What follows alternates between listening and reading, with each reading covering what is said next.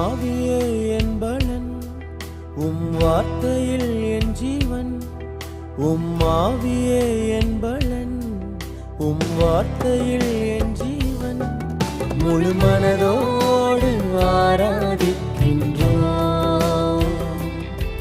மன நிறைவோடு ஆராதிக்கின்றோம். முழு மனதோடு ஆராதிக்கின்றோம்,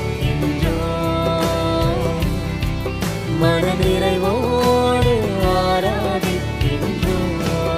பரந்தாயும் என்னை கைவிட்டாலும், இருள் பள்ளத்தாக்கில் தனியா நான் நடந்தாலும், தடைகளை உடைப்பவர் முன் செல்வார், மதில்களை தகர்ப்பவர் வழி செய்வார், கடலையும் பிளப்பவர் பதிலளிப்பார், நம்மை தாங்கிய